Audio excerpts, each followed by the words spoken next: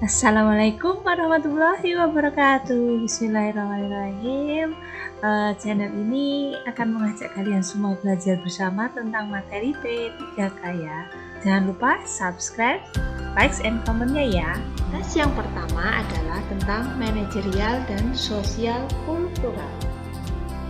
Soal ini terdiri dari 25 soal manajerial, 20 soal sosial kultural, dan itu diselesaikan dalam waktu 40 menit. Jadi satu soalnya tidak ada 1 menit. Harus pintar-pintar membaca cepat tipsnya ya kan. Kemudian banyak dari kita sebenarnya yang belum paham kompetensi manajerial itu yang seperti apa dan sosial kultural itu seperti apa. Jadi dalam kesempatan kali ini saya ingin membahas lebih dalam tentang kompetensi manajerial dan sosial kultural dan beserta soalnya yang sudah keluar pada tahap 1 kemarin. Sebenarnya soalnya tidak mudah asal kita sudah paham manajerial itu apa, sosial kultural itu apa.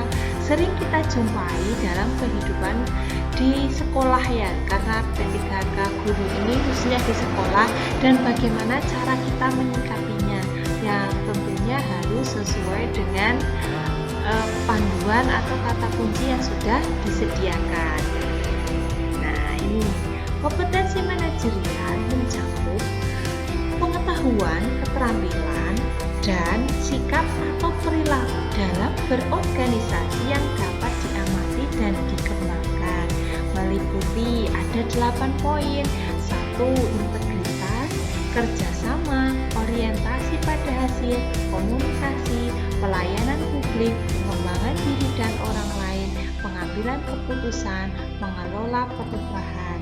Nah, sebenarnya ini tuh benar-benar sudah jadi makanan sehari-hari kita ya di sekolah, tapi kita diminta memilih yang paling baik, yang sesuai dengan yang diinginkan atau yang sesuai dengan peraturan yang ada.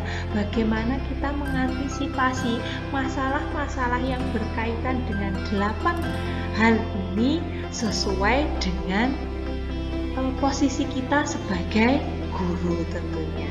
Selanjutnya, ini ada tips bagaimana cara kita mengerjakan apa yang akan kamu lakukan ketika bertemu soal manajerial.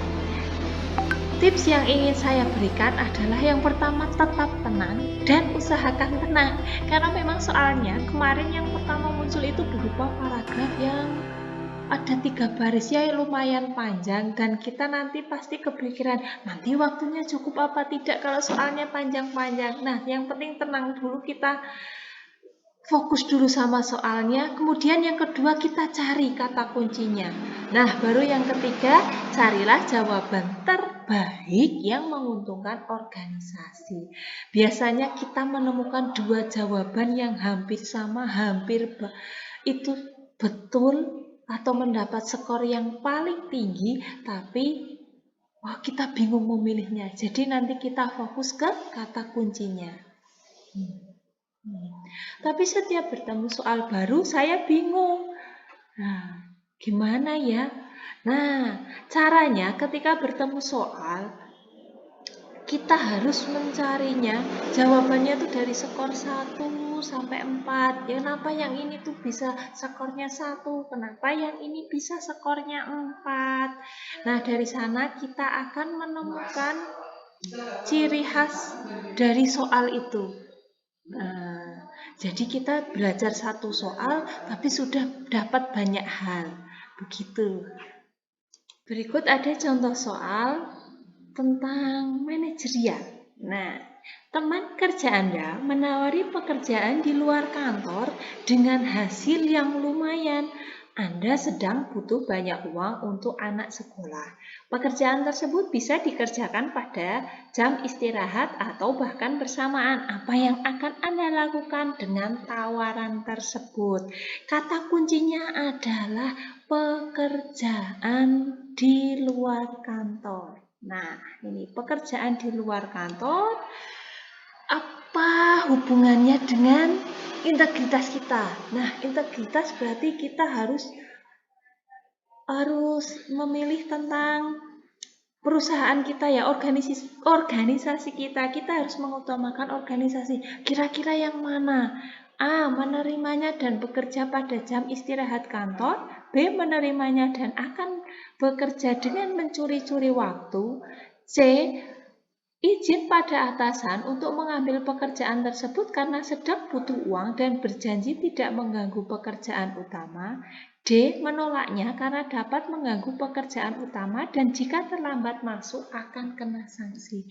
Karena berkaitan dengan integritas kita, sudah pasti jawabannya yang ke D. Nah, ini yang mendapat skor 4. Menolaknya dengan tegas karena di kantor juga ada pekerjaan. Kenapa kita harus mengambil pekerjaan lain? Nah, ini skor yang ketiga terdapat pada poin C. Karena izin pada atasan, ada kemungkinan izin dan diperbolehkan, tapi sekali lagi ini untuk suatu kantor pasti akan merasa, wah, sepertinya dia tidak dedikasinya kurang untuk kantor. Kemudian poin 2-nya di A, menerimanya pada jam istirahat kantor, dan yang paling tidak mungkin adalah yang dapat skor 1 adalah B, karena ada mencuri-curi waktu. Nah, itu tidak diperbolehkan. Nah, dari sini kita sudah belajar ya, kalau ada skornya itu dari 1 sampai 4 dan kita pilih yang paling menguntungkan organisasi kita. Lanjut. Kompetensi sosial kultural mencakup pengetahuan, keterampilan, dan sikap atau perilaku dalam berinteraksi dengan masyarakat majemuk. Aspeknya mencakup hal agama, suku budaya, perilaku, wawasan kebangsaan, etika, nilai, moral, emosi, dan prinsip dalam peran pemangku jabatan sebagai perekat bangsa terkait. Kepekaan terhadap perbedaan budaya, kemampuan berhubungan sosial, kepekaan terhadap konflik, pengendalian diri, dan yang selanjutnya adalah empati. Nah, kompetensi ini menuntut kita, kepekaan kita terhadap yang ada di sekitar kita, bagaimana kita menyelesaikan masalah, mengambil sikap terhadap gejala-gejala sosial yang muncul di sekitar kita.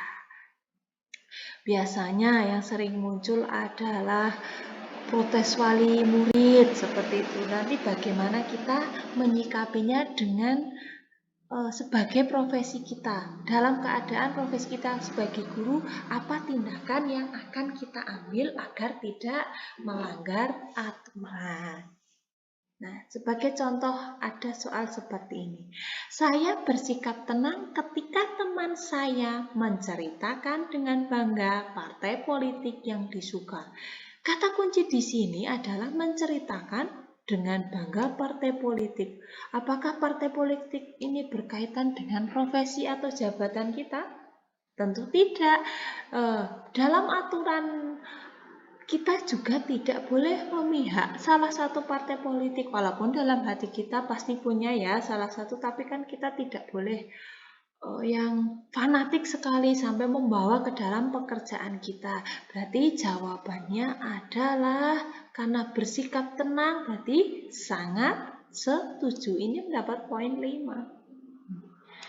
Pada sosial kultural, soal-soal sosial kultural ini jawabannya biasanya kalau tidak sangat setuju, juga sangat tidak setuju yang mendapatkan poin penuh atau poin 5. Jadi harus benar-benar mendapatkan kata kuncinya. Kalau tidak dapat kata kuncinya nanti bisa, kalau tidak mendapat skor maksimal malah nanti dapat skor yang paling minimal yaitu 1. Jadi memang kata kunci itu sangat diperlukan ketika mengerjakan soal-soal manajerial dan sosial kultural. Kemudian untuk tes selanjutnya ketika sosial kultural itu sudah selesai, ketika diklik selesai, waktunya sudah selesai, soal berikutnya adalah soal wawancara. Wawancara ini terdiri dari 10 soal dan waktu yang dibutuhkan 10 menit. Jadi satu soalnya sekitar 10 menit. Soalnya kemarin lumayan mudah, banyak skor-skor tinggi atau bahkan skor-skor sempurna yaitu 40 ya. Nah, ini wawancara itu terdiri dari integritas dan moralitas. Moralitas berkaitan dengan etika, integritas kita, keteguhan kita terhadap pekerjaan yang kita geluti. Keteguhan, konsisten, tidak mudah goyah dalam pekerjaan. Contoh soalnya sebagai berikut. Pimpinan meminta Anda selaku ketua bagian teknologi untuk mengganti aplikasi yang sudah ada ke aplikasi yang baru. Namun orang-orang sudah terbiasa dengan aplikasi yang sudah ada. Apa yang akan Anda lakukan? Ini berkaitan dengan integritas berarti ya. Integritasnya tentang aplikasi baru. Padahal orang-orang sudah terbiasa. Yang akan dilakukan ketika menjawab seperti itu adalah A. Mempelajari bersama aplikasi baru tersebut. B. Langsung memasang aplikasi baru tersebut di komputer masing-masing. C. Meminta staf FDN untuk mengadakan diklat aplikasi baru tersebut. Dan selanjutnya yang D. Mempelajari aplikasi tersebut dan mempelajari keunggulan dan kebermanfaatannya, kemudian menyampaikan pada atasan.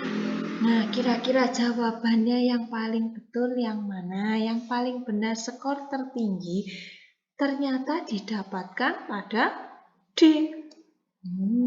Ini apa tidak yang A? Mempelajari bersama aplikasi baru tersebut. Wah, berarti ini kurang kompetennya Anda dalam menguasai sebuah aplikasi. Ketika wawancara dan ditanyakan mempelajari bersama, berarti Anda dirasa kurang menguasai bidang Anda sendiri. Jadi kurang tepat ya. Kemudian yang B, langsung memasang aplikasi tersebut di komputer masing-masing. Nah, ini jelas tidak bisa ya, karena ada sebagian orang yang tidak setuju dengan aplikasi baru. Langsung dipasang, belum latihan, mau mengerjakan bagaimana.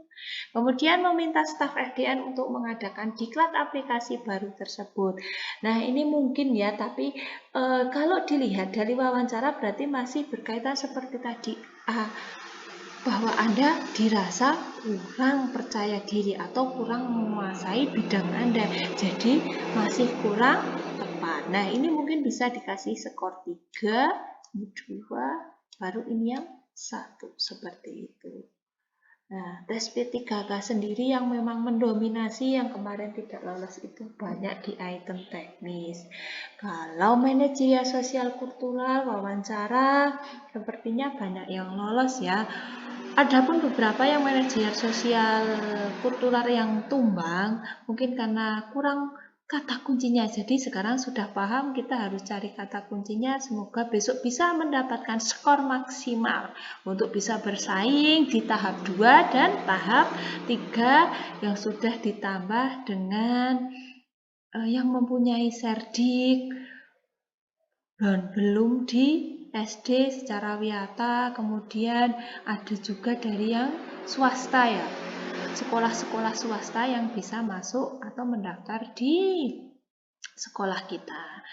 Saingan kita semakin banyak. Kemudian ini selanjutnya yang kemarin banyak berguguran tentang kemampuan teknis. Kemampuan teknis sendiri adalah tes yang menguji penguasaan pengetahuan, keterampilan, dan sikap perilaku yang dapat diamati, diukur, dan dikembangkan yang spesifik berkaitan dengan teknis jabatan. Contohnya kalau kita guru SD, soalnya bisa berupa materi SD, cara mengajarkan suatu materi sesuai konsep, membuat tujuan pembelajaran, melaksanakan pembelajaran sesuai teori pembelajaran, pengembangan diri, metode model pembelajaran, dan sebagainya. Masih banyak ya. Ada kemarin perbincangan tentang yang keluar itu berbeda dari SMPKB atau modul yang sudah disediakan dari pemerintah. Kalau menurut saya sendiri sebenarnya sudah sesuai, cuma kita kan tidak berpatokan ya bahwa yang tryout atau yang itu tuh harus sama persis dengan yang sudah di tryoutkan atau sama persis dengan textbook kayak gitu. Kita tuh udah out of the book, jadi kita tuh udah kan kita sudah paham konsepnya, paham yang ada di buku itu, yang kita pelajari di buku. Nah, dari sana dibuat soal untuk dikembangkan sesuai dengan yang diterapkan di SD atau di sekolah kita. Jadi belajar yang dari modul itu perlu, dan banyak yang keluar kok, seperti apa ya, narasi, eksposisi seperti itu ada, cuma soalnya mungkin dikembangkan dari konsep tersebut. Nah, jadi jangan malas membaca, tetap semangat di tahap 2 dan tahap 3. Kemarin menemukan soal tentang tujuan pembelajaran. Contoh kemampuan teknis soalnya seperti ini. Terdapat KD Matematika kelas 1. Lakukan penjumlahan dan pengurangan bilangan sampai 20. Tujuan pembelajaran sesuai dengan teori biasa adalah, kan kita sudah belajar teori biasa itu apa, kemudian membuat tujuan pembelajaran yang betul itu juga seperti apa. Harus A, B, C, D. Apa itu A, B, C, D? Silahkan dibuka kembali. Teori biasa itu apa? Jadi sudah double konsep ya, ada teori biasa, ada tujuan pembelajaran, kemudian diterapkan. Sebenarnya ini sudah tidak asing kan, di RPP ada tujuan pembelajaran. Nah, ABCD sendiri adalah audiens, sasaran didiknya, behavior, tentang perilaku yang diamati. Kemudian C-nya condition, perilaku yang diharapkan dapat tercapai. Kemudian degree-nya adalah tingkat penampilan yang dapat diterima. Nah, ini kita amati satu-satu yuk. Setelah diskusi kelompok, berarti dia adalah behavior. Kemudian siswanya, ini audiennya. Kondisi yang diharapkan, conditionnya mampu melakukan ini adalah condition. Kemudian degree-nya dengan tepat. Berarti dalam pilihan ganda ini sudah menggunakan A, B, C, D semua. Dilihat ya, ini melalui media PowerPoint. Siswa mampu melakukan penjumlahan bilangan sampai 20 dengan benar. Dengan media video pembelajaran, peserta didik mampu melakukan pengurangan bilangan sampai 20 dengan benar. Dengan media batu-batuan di sekitar, peserta didik mampu melakukan penjumlahan bilangan sampai 20 dengan benda konkret secara benar. Nah, sudah ABCD semua. Berarti pilihan kita adalah kembali ke teori biasa. Teori biasa itu adalah teori yang mengedepankan bahwa anak-anak itu belajar dari yang nyata dulu, baru ke yang abstrak, yang konkret ke abstrak. Untuk soal kelas 1 berarti dia masih konkret atau benda nyata. Cari kata-kata yang bendanya itu terlihat, yang bisa diraba, yang bisa dilihat. Apakah diskusi ke kelompok? Bukan ya. Media PowerPoint dia hanya bisa dilihat saja, anak tidak melakukan. Sama ini media. Nah, batu-batuan itu adalah benda konkret yang dapat dipegang, yang ada di sekitar anak-anak. Berarti yang paling betul adalah D. Nah, kalau kita sudah paham konsepnya, sudah mempelajari materinya, betapa mudahnya teknis itu hanya dikembangkan dari beberapa konsep yang dijadikan satu. Nah, mungkin hanya ini dulu yang dapat saya sampaikan. Jangan pernah takut belajar. Masa depan adalah milik mereka yang mempercayai keindahan impian mereka. Kita sebagai honorer, kita juga punya mimpi yang sama dengan para PNS yang mendapatkan gaji yang lebih layak. Mari kita berjuang di tahap 2 dan tahap 3. Terima kasih. Jangan lupa like, comment, and subscribe-nya.